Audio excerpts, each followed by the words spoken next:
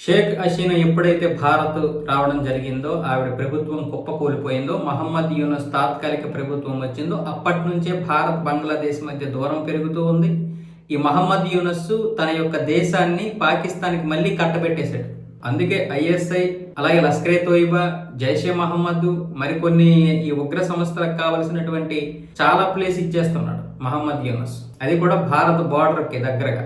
ఇలాంటి పరిస్థితుల్లో పాకిస్తాన్కి చెందినటువంటి JF-17 థండర్ ఫైటర్ జెట్లను కూడా అమ్మడానికి అఫీషియల్ గా ఒక ఒప్పందం జరిగిపోయింది. దీని గురించి ఇంటర్ సర్వీస్ పబ్లిక్ రిలేషన్స్ కూడా బహిరంగంగా ప్రకటన విడుదల చేసింది. అటు బంగ్లాదేశ్ కి చెందినటువంటి మార్షల్ చీఫ్ హసన్ మహమ్మద్, ఇటు పాకిస్తాన్ కి చెందినటువంటి మార్షల్ చీఫ్ జహీర్ అహ్మద్ ఇద్దరు కూడా సంయుక్తంగా మీటింగ్ ఏర్పాటు చేసుకుని ఈ యొక్క ఒప్పందం అయితే పూర్తి చేసినట్లుగా తెలుస్తోంది. అయితే ఎన్ని ఫ్లైట్లు కొనుగోలు చేస్తుందన్న విషయం తెలియలేదు, కానీ బంగ్లాదేశ్ కి ఎయిర్ ఫోర్స్ లేదు కాబట్టి ఇప్పుడు ఈ వీళ్ళకి శిక్షణ ఇవ్వడానికి కూడా పాకిస్తాన్ అయితే ఒప్పందం చేసుకుంది. అది కూడా ఫ్రీగా శిక్షణ ఇస్తారట.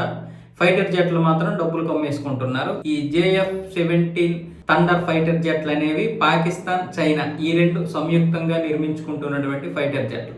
వాస్తవానికి ఈ ఫైటర్ జెట్లని చైనా ఉపయోగించదు, కేవలం పాకిస్తాన్ మాత్రమే ఉపయోగిస్తుంది.